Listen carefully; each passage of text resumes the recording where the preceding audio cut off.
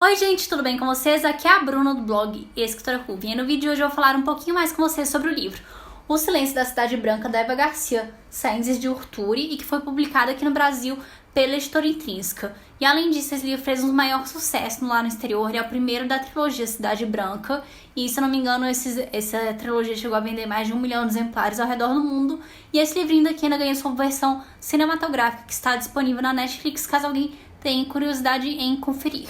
Mas vamos deixar um pouquinho mais desse livro. Já aproveita para você poder se inscrever aqui no canal, dar muito like no vídeo, ativar o sininho das notificações, porque todo segunda e quarta tem vídeo novo aqui no Escritora Ruby. E sério, gente, cada curtida que vocês dão, cada comentário que vocês fazem, quando vocês compartilham o vídeo para seus amigos, é muito bom, ajuda o meu trabalho e faz com que o canal possa crescer cada vez mais e me incentiva a continuar produzindo esse conteúdo de qualidade para vocês. O Silêncio da Cidade Branca vai se passar em Vitória, que é um município da Espanha que faz parte da Comunidade Autônoma País Basco, que é um território que fica localizado entre a França e a Espanha.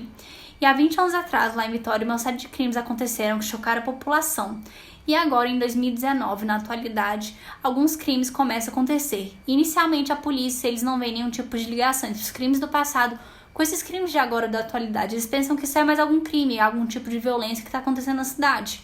Porém, quando eles param para poder analisar, eles começam a temer que os mesmos crimes que assolaram Vitória 20 anos atrás, que deixaram a população traumatizada, estão acontecendo novamente. E o mais bizarro dessa toda a situação é que esses crimes voltaram a acontecer faltando algumas semanas para o Tássio, o autor dos crimes originais que foi preso, sair da prisão. E uma coisa que acaba chamando muita atenção dos crimes que aconteceram há 20 anos atrás com os que chamaram agora, porque todas as vítimas são casais, um homem e uma mulher, que tem idade múltiplos de 5, então é 5, 10, 15, 20, por aí, você sabe a tabuada dos 5. Todos eles têm sobrenome composto, típico da região lá do País Basco, e para poder completar, todas as vítimas, todos os corpos foram encontrados nus e expostos em locais públicos de Vitória, em pontos turísticos da cidade de Vitória. E os responsáveis para poder solucionar esse caso é o Nai, que é especialista em perfis criminais, e sua amiga, a Este, que se especializou mais nessa área da vitimologia para poder estudar a respeito das vítimas. Querendo ou não, isso é um peso muito grande nos ombros deles, porque esses assassinatos que ocorreram há 20 anos atrás marcaram muito a população de Vitória, porque foram crimes brutais. Então, só de pensar em alguém estar querendo recriar esses crimes, ou de alguém, de um novo mandante desses crimes estar atuando, é um peso muito grande para eles poderem trabalhar. E, querendo ou não, esse caso vai exigir muito deles, tanto fisicamente quanto psicologicamente, para poder ter estômago, para poder aguentar todos esses crimes, para poder ter que lidar com os casos do passado, a investigar uns fatos. Não é um caso fácil. E para poder começar com as investigações, tanto o Nai quanto a Este decidem que é importante que eles estudem os casos antigos, que ele acompanhe as investigações que foram feitas há 20 anos atrás, que talvez possa ajudar eles a entender melhor a situação, que isso possa clarear a mente deles. E nisso eles também acabam formulando 3 teorias iniciais. A primeira deles é que o Tássio, o autor dos crimes originais que foi preso, é realmente o assassino e que agora ele está mentorando alguém aí na vida. A segunda delas é que o irmão gêmeo do Tássio e o Ignácio, que trabalhava na polícia, na verdade é o verdadeiro autor dos crimes e que se aproveitou por trabalhar na polícia para poder plantar provas e incriminar seu irmão gêmeo. E a terceira delas é de que, na verdade, isso daí é apenas um imitador de uma pessoa que não tem nenhuma relação com o Tássio ou com seu irmão, que não tem nenhum contato com os gêmeos. Mas apesar dessas 3 teorias iniciais que eles acabam formulando, ainda assim acaba sendo um caso difícil para poder trabalhar, porque eles não têm muitas provas, e o que deixa tudo ainda muito mais curioso e instigante é o fato do Tássio, mesmo estando na prisão, conseguir se comunicar através do Twitter.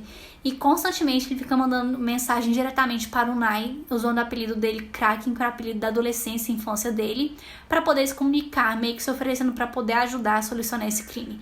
Porque, segundo o Tássio, ele é inocente, ele teve 20 anos para poder estudar sobre esse caso, analisar esse caso, e ele acredita que ele pode conseguir ajudar o Nai e a polícia. Porém, um pessoal da polícia fala que o Nai não deve confiar tanto assim no Tássio, que o Tássio pode tentar manipular ele. E ao longo dessa investigação vai ser bem complicada, porque não tem muitas pistas, ainda vai ter um pessoal achando que o Tássio está querendo manipular o pessoal. É uma investigação que vai ter muita coisa por aí, que vai ter muita coisa que vai dar o que falar e vai ter muita reviravolta. E paralela a essa história dos crimes, da investigação que o Nai e a Este estão conduzindo, o leitor também vai ter acesso a uma história que se passou na década de 70, que vai sendo contada de maneira paralelamente. Tem capítulos que estão na atualidade, contando a história atual, e um capítulo ou outro é dedicado para essa história da década de 70. Inicialmente você fica com uma dúvida tentando estabelecer alguma ligação entre as duas histórias, mas à medida que vai acontecendo a história da década de 70, você consegue entender melhor a ligação de como essas duas histórias se interlaçam, de como elas estão interligadas. E eu achei essa uma sacada genial por parte da autora. Esse é o primeiro trabalho que eu leio da Eva e de uma certa forma eu fiquei muito feliz. Constantemente eu já falei aqui no canal que eu gosto muito de ler livros de suspense, investigação policial, thriller. E pra mim não tem nada mais broxante que eu estar lendo um livro e logo de cara ao ler a descrição de tal personagem eu sempre sente assim, tá na cara que fulano é o culpado, tá na cara que fulano é assassino. Pra mim essa é a coisa mais broxante que tem, que tira todo o suspense da história, tira toda aquela emoção de você descobrir quem é o culpado. Mas, felizmente, esse daqui não foi o caso do Silêncio da Cidade Branca, que eu senti que a autora conseguiu construir uma história muito bem concisa, coesa, e o mais interessante de tudo é que é muito complicado para os investigadores acharem a real identidade do assassino, saber se realmente é o Tássio ou se é alguma outra pessoa tentando incriminar ele, e então o leitor fica com muitas dúvidas, assim como os investigadores. E o mais legal de tudo é à medida que o Nye e a Ishi vão descobrindo as coisas, o leitor também vai descobrindo. Então a gente acaba tendo uma surpresa junto deles, o que torna toda essa experiência muito mais interessante. Outro fator que eu senti que acabou enriquecendo a leitura é o fato da autora se aprofundar bastante na cultura do País Basco, porque a cultura é um elemento muito importante para a história, já que os assassinatos têm muita relação com a cultura local, com as tradições antigas locais. Então eu gostei bastante da forma que a autora colocou e explicou. Além disso, ela também descreve bastante os cenários, as paisagens, até mesmo a arquitetura local, sem contar que ela também faz uma bela descrição do cenário dos assassinatos, então você consegue ter mais ou menos na sua cabeça como é que é a cena, a brutalidade dos casos. E além disso, outra coisa que me chamou a atenção na leitura é que às vezes, ao longo do livro, o pessoal acabou utilizando algumas palavras, expressões da língua basca. Algumas dessas palavras têm algum significado aqui no rodapé, e outras não. Uma sugestão que eu posso dar para a Intrínseca numa próxima reedição desse livro ou nos próximos volumes que devem ser lançados, por favor, lancem, é o seguinte: colocar sempre o significado das palavras no rodapé da página, porque algumas palavras não tinham. Algumas eu já conhecia porque eu já tinha lido outro livro que se passava no País Basco, então eu já conhecia algumas palavras, tipo Aita, que se eu não me engano quer dizer paz. Mas de certa forma fica esse lembrete para o pessoal da editora, mas de qualquer jeito eu achei que essa jogada da autora acabar aprofundando na cultura, explicar melhor sobre as tradições, enriqueceu demais essa história, foi uma imersão pra gente pra entrar dentro da história de Vitória e do País Basco. Outra coisa que me chamou muita atenção é que eu leio vários livros de serial killer, de estudo de casos, eu gosto de estudar e me aprofundar bastante nessa área que eu tenho muita curiosidade. E eu percebi que a autora utilizou alguns termos que eu já vi nesses livros que eu leio. Um deles é a respeito da assinatura dos assassinos, que aqui a autora comenta sobre a assinatura do assassino do livro, da forma que ele dispunha os corpos para o pessoal encontrar. E eu estava lendo alguns livros e normalmente o pessoal fala que essa questão das assinaturas normalmente você encontra mais nos filmes de Hollywood do que na vida real, que na maioria das vezes os assassinos não querem chamar atenção para si mesmos, esses serial killers querem passar despercebidos. Mas existem casos na história em que alguns serial killers deixaram suas assinaturas. Um exemplo disso é o assassino do Zodíaco, o original, que em todas suas cartas ele colocava um símbolo circular bem característico dele.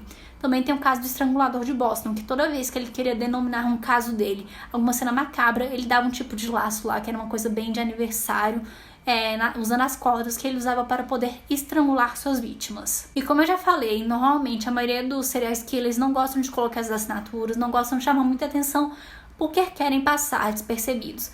Mas quando os assassinos colocam as assinaturas mais ousadas, é normalmente para poder provocar a polícia e para poder chamar a atenção do público. E eu senti que o assassino desse livro daqui fez exatamente isso. Que muitas vezes eu sentia como se ele se gabasse do Nye e da Ash por sempre estar um passo à frente deles, por sempre estar fazendo uma coisa que eles não tinham previsto. O assassino sempre estava a um passo na frente deles, o que tornava o trabalho do Nye e da Ash muito mais difícil. Sem contar que toda vez que tinha algum assassinato, algum crime que ocorria, o pessoal já ia pro Twitter, já colocava hashtag Kraken, postavam fotos, ia para lá nos Trending Topics, que de certa forma você acha que a pessoa tá gostando dessa atenção que ela está recebendo. E uma coisa que me chamou muita atenção foi ler que o Nye ele era um especialista em perfis criminais, que logo de cara eu pensei num John Douglas ou um Robert Ressler da vida, que ficaram popularmente conhecidos por traçarem perfis criminais usando a psicologia de grandes criminosos dos Estados Unidos, por assim em diante. Então eu já imaginei o Nye mais ou menos com esse perfil. E é interessante ver que ele de fato acaba traçando alguns sinais desse assassino.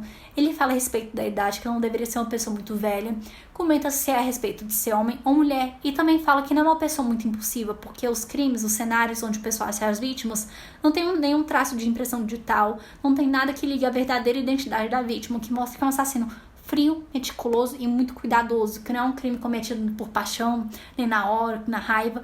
É um crime muito bem pensado para não deixar nenhumas pistas. Claro que não tem a mesma profundidade de um perfil, se você for analisar um perfil do Robert Ressler ou do John Douglas.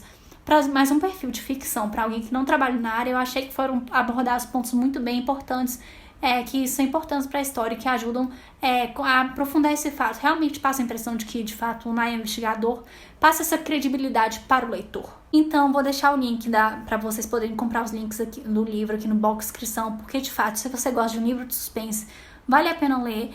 O Silêncio da Cidade Branca é um livro coeso, que tem muito bem construído e também tem um toquezinho de romance. Não é o ponto principal do livro, mas para quem gosta também de romance, tem um toquezinho de romance. E assim nós chegamos ao final do vídeo, então não se esqueçam de se inscrever aqui no canal, de dar muito like no vídeo, ativar o sininho das notificações e compartilhar esse vídeo com todo mundo, principalmente com seu amigo ou seu amigo e amiga que ama ler, que ama receber uma indicação de leitura, ainda mais se for um livrozinho de suspense maravilhoso feito esse, porque de fato é sensacional. Eu já tinha lido a sinopse e me interessei, mas quando eu fui ler, gente, me prendeu tanto essa história que eu não queria parar de ler. Eu senti que foi uma história muito bem construída, os personagens foram bem aprofundados, e agora já quero mais dessa saga, dessa trilogia intrínseca. Por favor, lança o restante dessa trilogia que eu preciso ler, que esse daqui é maravilhoso. Agora eu quero ver como vão ser os próximos, se realmente vão ser tão bons como esse. Então não se esqueçam de me contar aqui nos comentários o que vocês acharam desse livro, se vocês se interessaram pelo Silêncio da Cidade Branca, ou se vocês já leram ele. Bora ter esse bate-papo, essa troca de ideias, que eu adoro conversar com vocês. Obrigada e até a próxima!